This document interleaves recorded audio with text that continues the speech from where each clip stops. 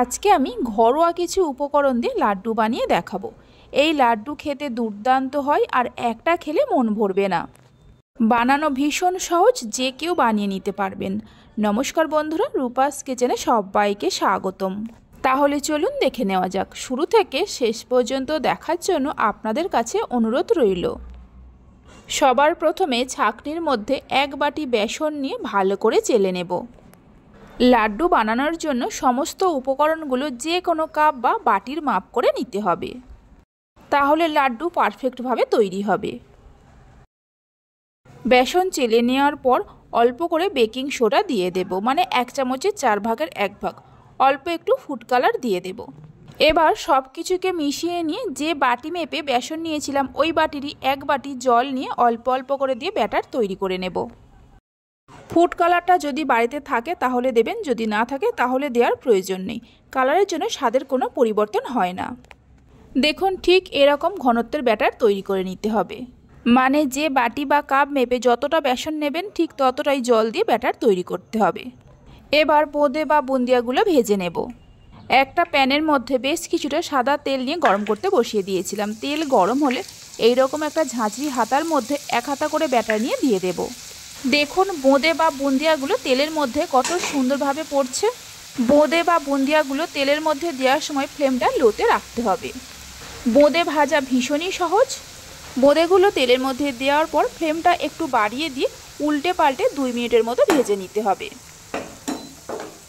দেখুন, বোঁদেগুলোকে খুব ভালো করে ভেজে নেওয়া হয়ে গেছে। তেল ঝরিয়ে নিয়ে তুলে রেখে দেব। প্রথমে হাই ফ্লেমে তেল ভালো করে গরম করে নিতে হবে।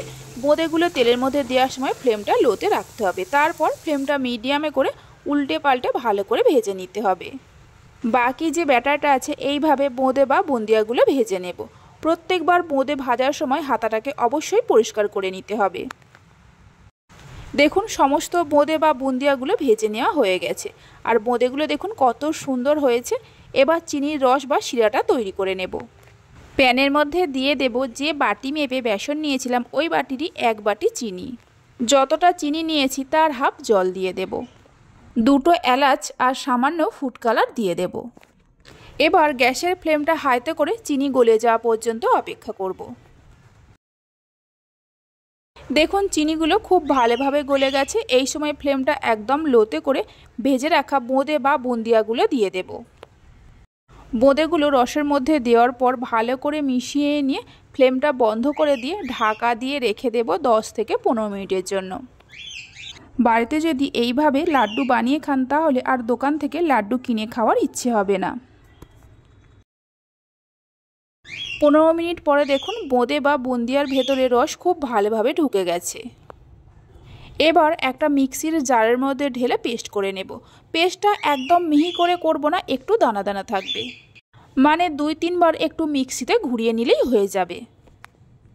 রেসিপি ভালো লেগে থাকলে লাইক, শেয়ার ও সাবস্ক্রাইব করে পাশে থাকবেন। 15 থেকে 20 সেকেন্ডের মতো মিক্সিতে ঘুরিয়ে নিয়েছিলাম। দেখুন, ঠিক এইভাবেই পেস্ট করে নিতে হবে। প্যানের মধ্যে ঢেলে নিয়ে এর মধ্যে দিয়ে দেব বড় চামচের 1 চামচ চারমগজ আর 5-6টা পেস্তা বাদামকে ছোট ছোট করে কেটে নিয়ে দিয়ে দেব। আপনারা নিজেদের পছন্দ মতো যে কোনো ড্রাই ফ্রুটস এই লাড্ডুর মধ্যে দিতে পারেন। এবার লাড্ডু তৈরি করে নেব।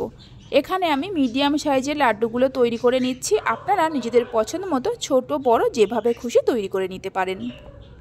কিছুটা করে মিশ্রণ হাতের মধ্যে নিয়ে এইভাবে পাকিয়ে একটা করে লাড্ডুর শেপ দিয়ে নেব। দেখুন, একটা লাড্ডু তৈরি করে নেওয়া হয়ে গেছে। বাকি লাড্ডুগুলোকেও এইভাবে তৈরি করে নেব। আপনারা চাইলে এইভাবে 2 হাত দিয়ে পাকিয়েও লাড্ডুগুলোকে তৈরি করে নিতে পারেন। লাড্ডুগুলো তৈরি করে নেওয়ার পর একটা লাড্ডুকে আমি ভেঙে নিয়েও দেখিয়ে দিচ্ছি। দেখুন কত সুন্দর হয়েছে। তাহলে চলুন, ভিডিওটা আমি এখানেই শেষ করছি। আপনারা সবাই ভালো থাকবেন, সুস্থ থাকবেন। ধন্যবাদ।